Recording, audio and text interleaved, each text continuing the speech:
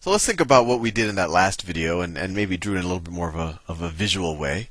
So let's say this rectangle that I'm about to draw is the set of all the things, all of the things that can that I guess can happen. It's a set of all of the outcomes, right? And we know from the get-go, and we're still doing that same example where I have a bag of coins and one of them only has heads on it. Two sides are heads, the other ones are normal. So if this is the whole set of things, we know that there's a 1/10 chance that we pick the coin that only has heads. So let me see, out of this area, I don't know, this is half, that's a quarter, so a tenth is going to be about that much, roughly. So this area right here, that area right there, let me color it. Let me color it a color. So that area right there, that area, this is the chances that we got the two-sided coin. Two-sided coin. And this whole area, this is all a normal coin. Right? And then we said, oh, you know, what are the chances that we get 5 heads in a row? Well, if we got a normal coin, there was a 1 out of 32 chance that we get 5 heads in a row. So whatever this area is, 1 out of 32. So I'll do the column, you know, that's roughly there. I can be a little messy. And I'm assuming that this column right here is 1/32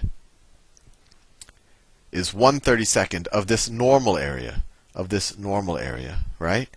So this is a situation of normal, I'll just write that as n, and that's upside down U means and in set theory, or it's a kind of an intersection, but it means and I got 5 out of 5 heads.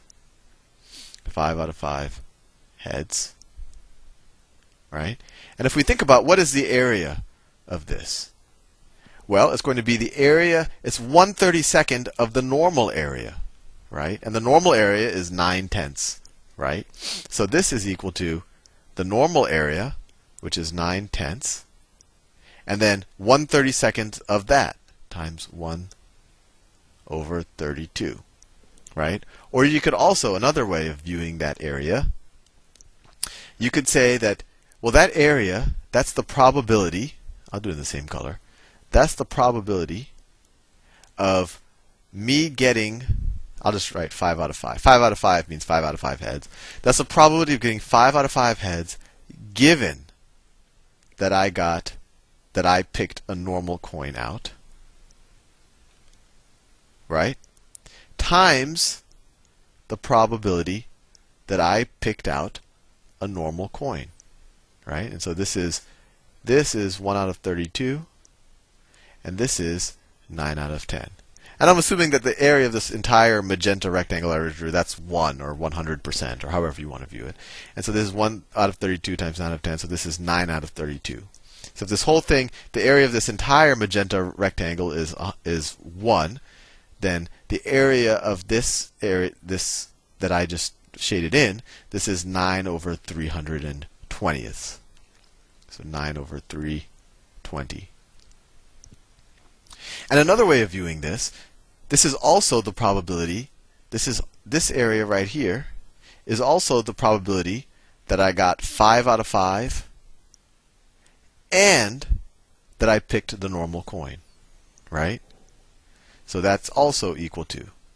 Both of those things are true in this area.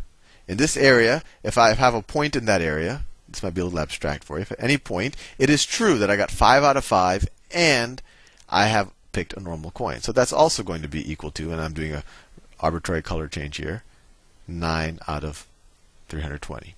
So we could say in general that the probability of me getting 5 out of 5 coins given that I got a normal coin times the probability that I got the normal coin, that is going to be equal that I get that 5 out of 5 happens and I got the normal.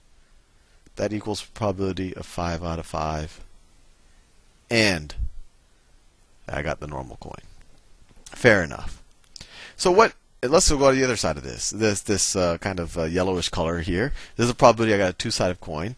And then given that, what's the probability that you get 5 out of 5? Well, pretty much this entire area. It's also true that I get 5 out of 5. right? So the probability that I get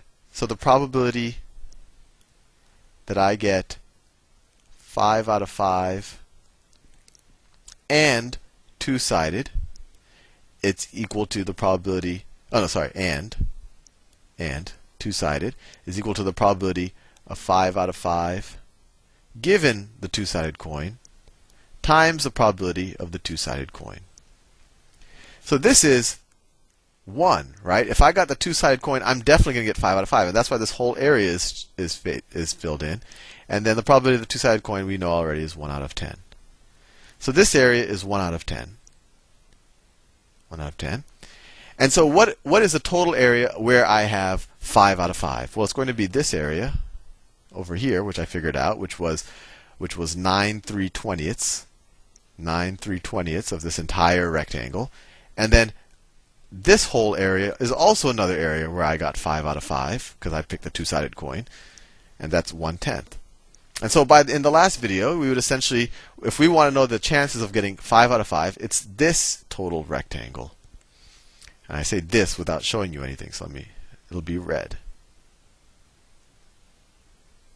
That, and I think you get the point, that is the 5 out of 5. So it's going to be this area plus this area, and that is why it was 9 out of 3/20ths plus 1 out of 10, and we had the answer last time. Fair enough. So let me pose a slightly more difficult problem. I don't know if I should have just erased that, but I did, so let's move forward. What is the probability that I picked the two-sided coin given that I got 5 out of 5 heads? And remember, this is different than the probability that I get 5 out of 5 heads given the two-sided coin. What's the difference? This says I picked the two-sided coin, now what's the probability I got 5 out of 5? Well, that's equal to 1. We're guaranteed to get 1,000,000 heads in a row. But this says, I put my hand in the bag, I didn't look at which coin I got, I just flipped it 5 times, and I know that I got 5 heads in a row. So now I say, well, what is the probability, without, I guess, looking at the coin, what is the probability that this was the two-sided coin that I picked up? Well, we can go back to what we said before. Well, let me just say a little bit abstract. From the last, before I cleared this, we know that the probability of A given B, the probability of, well, actually, no, let me start on it. The probability of A and B happening, if you remember that thing that before I erased it, is the probability of A given that B happened times the probability that B happens, right? If both of these things have to happen, then we could say, well, definitely B has to happen, and then whatever is the probability of A happening given that B happened. And these could be exclusive events. I mean, this could be, if these are independent, this could be equal to the probability of A times the probability of B. But we don't know for sure that they're exclusive events. So, the probability of A given B could be the probability of A. It might not be dependent on B at all, but we don't know that. But anyway, let's ignore that. So the probability of A given B is that. But we also know that the probability of A given B is equal to, the probability, we also know the probability of A and B is also the same thing as the probability of B and A happening, right? The same thing. And so that's the probability of B given that A happened times the probability that A happened, by the same logic. Well, we see that this is equal to this, so this has to be equal to that. So let's write that down. And we're going to do a lot of applications. I know this is a little abstract right now, but so that tells us the probability of A given B times the probability of B is equal to the probability of B given A times the probability of A.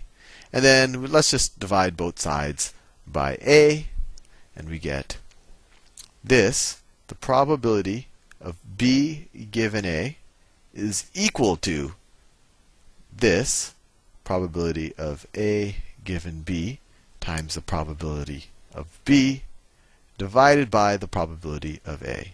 And this is called Bayes' theorem or Bayes' law, and this is what we will now use to figure out the probability that we got the two-sided coin after seeing that we rolled or we flipped, we got 5 heads in a row. See you in the next video.